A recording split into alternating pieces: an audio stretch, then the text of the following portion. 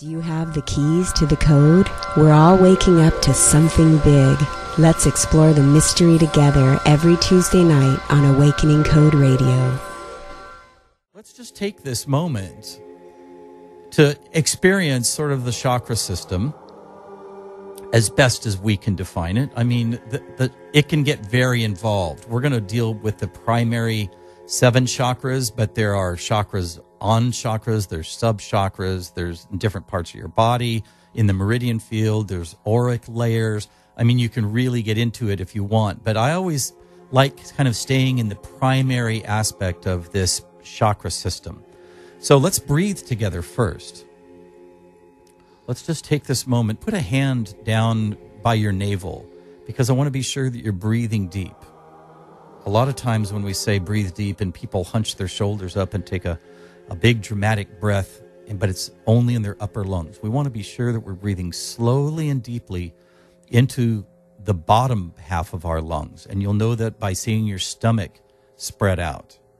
And we don't like usually looking at that. Maybe that's why we don't breathe deeply. But just let it. Breathe deep through your nose and fill that lower belly. And hold it for a minute and then out with a ah, just like Jonathan said, just ah. And then in deep and low through your nose. Hold for a second and then out with an ah. And let's do that one more time. In through your nose. And out with an ah. And just right away, when you breathe like that, when you consciously breathe, you are sending a subconscious trigger to your body, and it recognizes it. Sorts of new wave patternings are coming into your field of awareness and saying, oh, I know why you're breathing like this. You're kind of moving into health. You're bringing back a true sense of relaxation and rest, where true healing happens. Physical, emotional, spiritual healing happens best when you're in this relaxed state of being. And the way you trigger that relaxation response is that deep, slow breathing. So sharing that space together, and it feels awesome to know that we are connecting with people all over the world in real time. We appreciate you tuning into the show right now and doing this with us. And of course, our podcast listeners as well. If you're listening to this on podcast, do it in just the exact way and know that it was done before you and done after you, and we're sharing this experience. And breathe in. As you breathe in this light, we talked about the light all around us, that we literally are breathing in the energy that we run on, the oxygen and nutrients. And our brain and our blood runs on this oxygen. So why wouldn't we want to maximize our breathing and take in as much as we could with each breath? And we do that, and we direct it. That's the first thing where we become a little more mindful, is we direct the energy of our breath. And we let it settle deep around our tailbone. And it may help you visualize a red light. And this red light is kind of warm. And what we're going to do as we breathe in this red light and let it build around our tailbone is we're going to acknowledge a part of ourselves. We're going to start breaking ourselves down where we're not just all mental. We are all everything. What we are is everything. We are in every cell of our body. We're not just our thoughts. So we're going to bring ourselves out of our mind space and let this particular awareness, this low frequency, masculine, grounded, earthly, primal, tribal awareness sink into who we are, and let it settle around your tailbone.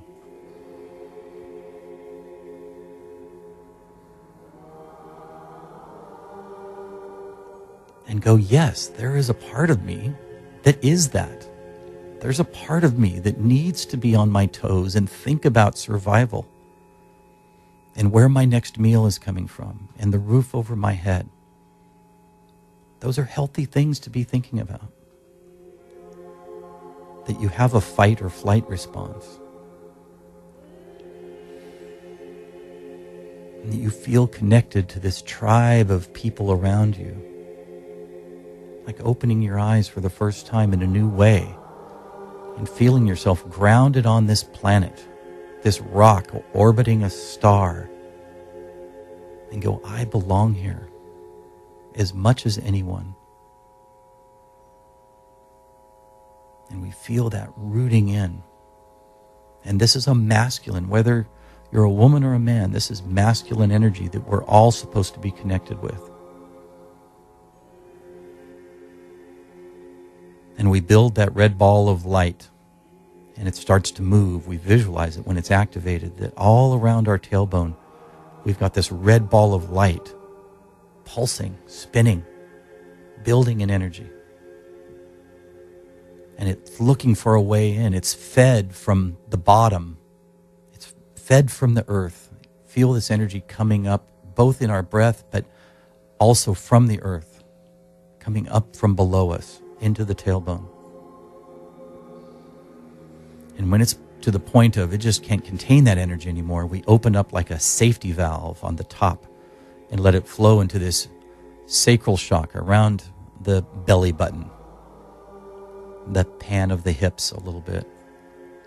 And the frequency becomes a little higher and the color becomes more orange to facilitate, to visualize the differentiation. And we acknowledge a part of us that lives here. And we feel how we moved out of the many on the planet, and the way we were connected to the animals and the minerals, the water and the air and the trees. In that primal, tribal sense of self, that we're moving from that into something else, another dimension of who we are. And we realize that we're relational, that we hold sacred, profoundly deep and meaningful relationships, loving relationships with our family and a few, the spouse, the lovers. And we acknowledge and celebrate that there's this aspect of us that needs this type of connection, that needs to feel this deep, warm love in a spiritual and even erotic way. It's out of this love, this erotic sense of who we are, that creation happens, literally. Forms into a next human being. And our ideas and our creative thoughts manifest here. So we're grateful that there's a part of us that is like this. And with that orange light built, we let it flow up just below our rib cage into the solar plexus. You can put a hand there if it helps visualize it. And we feel the color of yellow coming into it. And we also feel this connection of the lower energy centers online communicating with it. We're not isolating, we're incorporating. We're allowing this flow. And in this yellow place, as it floods into our solar plexus, in our abdomen, we see how we've moved in the lowest energy center out of the many and through the sacral into the tribe of the few, the very special relationships, the deep, loving few relationships. We see that we emerge as the one, the unique, individual, and we celebrate that aspect of who we are. We recognize that there's something that we have that no one else has ever had or ever will. A combination of gifts and talents and skill sets, sense of humor and thought processes. And we're grateful for that. And we stop for a moment and feel this red, orange, yellow. These are the masculine aspects of ourselves, and they're very healthy when they're balanced with our divine feminine as well. But the world is stuck here because the world is running on this masculine energy. It's about he who dies with the most toys wins, and very easy to gauge what success is. It's the most money and the most stuff and the best looking. It's all of those things. We're fed that information all the time. It's reiterated to us daily. This is all there is to life on this planet. This is all you have to figure out. But look, we're not even halfway through our journey of self-discovery and awareness. So we celebrate these masculine centers, and then we take the big, big leap. What I call the leap of faith is to move out of that and up into your heart space. That's the tough one, is to move out of these masculine energy centers and move up into our heart space. And the light here is a brilliant green, like an emerald green. And it's connected. It's fed energetically from these open energy centers beneath us. This open communication of who we are on this planet and feeling comfortable in our own skin and acknowledging, yes, we're creatures of this earth, relational creatures with needs. We bring that into our heart space. And we feel, what is it? What resides? What aspect of us resides here? And of course, it's love in the heart space. And this is a love that is not processing mindfulness. It's not judicial love. It's not conditional love. It's just a simple love that says, I love. And we're just kind of in amazement that there's a part of us that can do that. If we listen, if we allow. So we grow that green energy. We feel that expanding. We feel that connection to, if you want to call it what would be the voice of God, when we say unconditional love, we have to sort of credit that with a supreme being because we're not very good at it. But at least hear it, that there is a part of you that is always just echoing the same voice. It says, I can love that. I'm not going to judge it. It's too much work to judge it. It's too much work to put conditions on it. I'll just love it. So whatever you bring to me, the good in your mind and the bad in your mind, the diagnosis that you did not want to get, the anger, the persecution, the judgment, I love those things. The challenges, the fear, I love those things because that's all I know how to do. When you can release to even just feel that for a moment, it's a really powerful shift.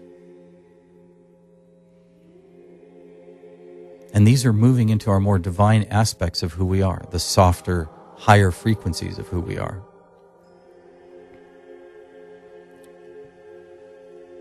And then out of that bright green energy, we flow up into the throat. And this is sort of the place where we become the most godlike, really, is because this is our place of willpower and choice and action. This is where we process all of this information that has been coming up through us. Who am I? Why am I here? What are my relationships like? My individual sense of self-expression. And through my heart space, what do I do with all of that awareness about who I am? My purpose, my drive, my goals, my visions. You bring it up into your throat space, your willpower and action. And you get to choose. You get to say, I can flow into my higher awareness and know what is good for me and probably the planet and all life. Or I can know those things and act directly in denial of it. I can know that something is completely wrong, but I'm free to do it anyway. It's a hugely important role residing here in your throat. And all you have to do is mindfully tell yourself, I want to flow more into right action. If I've knocked on the door of discovery, wanting to know more about myself, about the true nature of life on this planet, and what motivates people to do the things they do, the answers will come. And they're not really that hard of answers. It's love more, forgive more, judge less, do healthier, put healthier things into your body. And then the choice is yours. But if you are aware of your life like this, you realize these choices are yours to make minute by minute in your life. You are suddenly more in command than you ever were. You're living more reflectively, than reactionary. You're choosing the why you're doing the things you're doing. And that blue light glows, and it's connected. It's fed by these other lights now burning bright and spinning within you. And out of that, we move up into what some people call the space of the third eye, right behind your brow, your mind space. And it's interesting to note that this is kind of towards the end of our energy journey.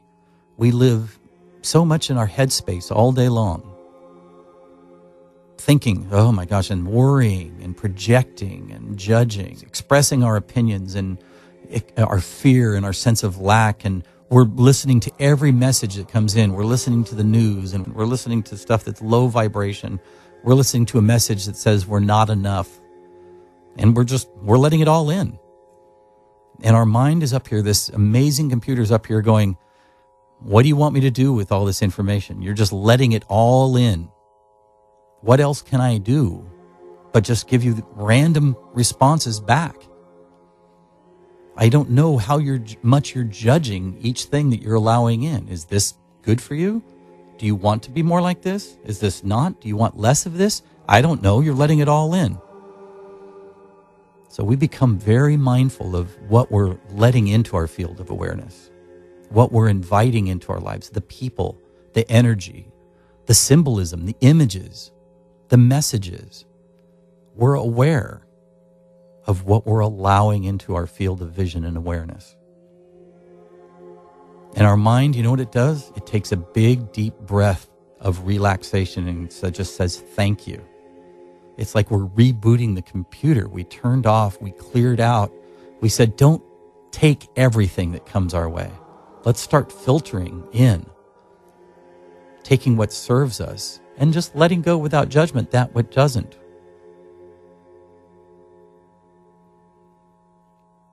And that light is this brilliant, deep, indigo, blue violet. And with our eyes closed, sometimes we can even see some patterning going on. This mysterious patterning, hinting that there's something else, a deeper essence of who we are. And then at the top of our head, our crown chakra, the light becomes very vibrant, ultraviolet. And we open up and we let this energy move, because that's what energy does. It's not science fiction or airy-fairy woo-woo talk to say we are energy, because that's exactly what we are. And energy moves, we know, and it's called this torus pattern. And if you've seen a picture of the Earth, the magnetosphere, where energy's moving up and then it out through the top and curls back around and comes back in and up through the bottom, that's called a torus, a tube torus. Picture slicing an orange in half or an apple in half, and you see that patterning. Or a battery, magnet, that's the way energy moves. And it's the way it wants to move in us, but it's predicated by how much we allow it. So in this state, we say, I want it to move. I want to be involved in the process of this energy movement. And there's not resistance. Throughout your whole body, your entire body is just saying a collective thank you. Every cell is saying thank you for the directive. Thank you for the release. Thank you for not making me try and figure out every single thing that's coming to you throughout a day. All the messages of lack and fear, that you're not enough. You're not good looking enough. You don't have enough. You're not buying enough. You haven't achieved enough. You're not where you thought you were supposed to be. You're not driving the nice enough car, living in the nice enough home. All those things, as well as the beautiful things, the relationships and the appreciation of nature. All of it, just randomly coming into your awareness that you've selectively said, bring more of what serves me, what grows me. And your whole body just sighs, this collective sigh of relief. It says, thank you for the clarity and purpose and mission. I can do this. And you let that energy flow. You allow it to flow. And it'll keep flowing until you allow it to constrict. That's the mind-body aspect of it. It's like there's mental aspects of us residing in these different parts of our body, and we can shut down, and that's okay. We do that. We're growing every day. We're learning every day.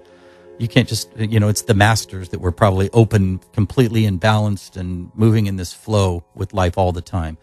It's challenging for us. The world we've created for ourselves. We do have to fix the machines that get us around, and we do have to pay the mortgages and work at a job. And, we have to do those things. We have to balance those things. And so we'll get squeezed in a little bit. We'll get constricted in our thoughts. But catch them early. We talk about this all the time on the show, is to have these little epiphanies and recognize them in the moment and go, oh, there's something that's constricting. I feel it. I feel it in my stomach. I feel it in my chest. I feel it in my throat.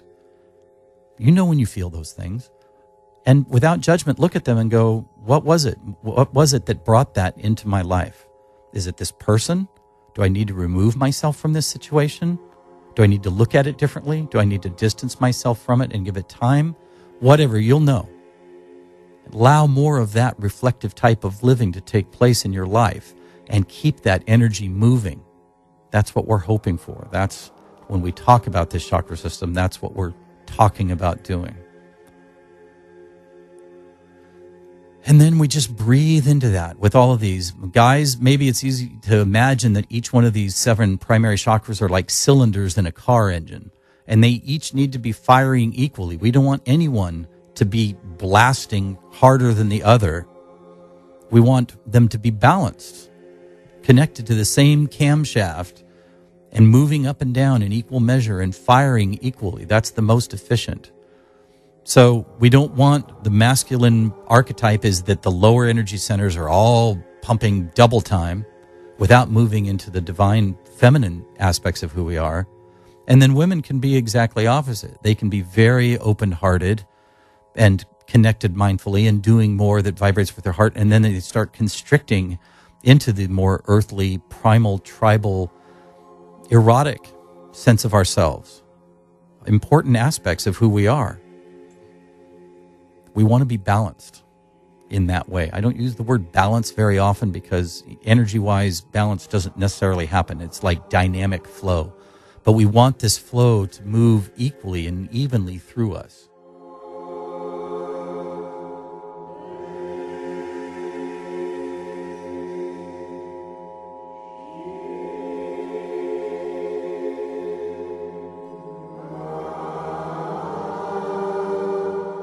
Awakening Code Radio is available on podcast. Visit www.kx935.com. Click podcasts, then scroll to Awakening Code's previous shows.